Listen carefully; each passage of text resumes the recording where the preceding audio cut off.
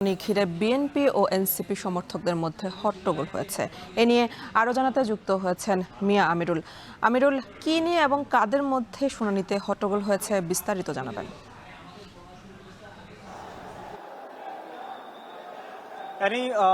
12টার কিছু পর যখন শুনানি শুরু হয় আমরা কিন্তু দেখেছিলাম প্রধান নির্বাচন কমিশনারের সভাপতিত্বে অন্যান্য কমিশনার সহ সবারই উপস্থিতি ছিল, কিন্তু এর মধ্যে আমরা দেখেছি যে প্রথম পর্বে যে শুনানিটির সময়টি নির্ধারণ করা ছিল বেলা 12টা থেকে 1:30 পর্যন্ত, এর শেষের দিকে বলা চলে ব্রাহ্মণবাড়িয়া 2 এবং 3 আসন নিয়ে মূলত হট্টগোলটি শুরু হয়। আমরা যেমনটি দেখেছিলাম যে বিএনপির যে রয়েছে রুমিন ফারহানা, তিনি যেমনটি বলেছিলেন যে তিনি বিভিন্ন সময়ে যে আসন ঘিরে আমরা দেখেছিলাম কমিশনে এসেছিলেন, তার একটি অভিযোগ আমরা শুনতে পেয়েছিলাম যে মূলত যে ব্রাহ্মণবাড়িয়া 2 এবং 3 আসন যেহেতু ছোটখাটো পরিবর্তন আনা হয়েছে, এখানটায় তিনি বিএনপির অনেক নেতাকে তিনি দায়ী করেছেন শুনানি ঘিরে।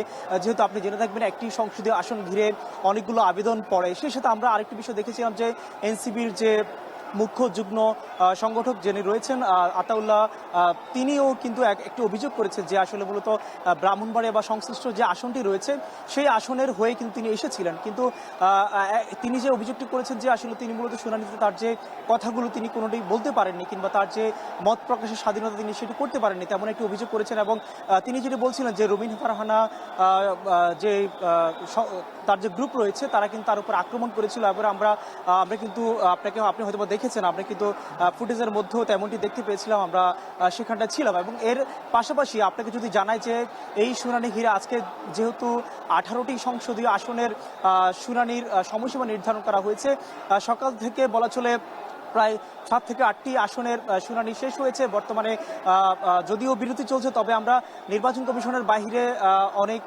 যে আসনগুলো সংশ্লিষ্ট যারা রয়েছে সবাই কিন্তু উৎসবমুখর পরিবেশে তারা এখানটা আসছে। তবে এর মধ্যে আমরা দেখেছিলাম যে যেহেতু একটি আসন ঘিরে অনেকগুলো রাজনৈতিক দল থাকে কিংবা অনেকগুলো সংগঠন কিংবা অনেকগুলো গ্রুপ থাকে, সব মিলে যদি বলি, সেখানটা কিন্তু দেখতে পেয়েছিলাম যে অনেক ধরনের হট্টগোল কিংবা হাতাহাতির মতো ঘটনা কিন্তু ঘটছে। এখন পর্যন্ত আমরা সেই বিষয়টি লক্ষ্য করেছি, এবং যেহেতু আজকে 5টা পর্যন্ত শুনানি চলার কথা রয়েছে, বাকি শুনানি শেষে আপনাকে হয়তোবা সেই আপডেট জানাতে পারবো।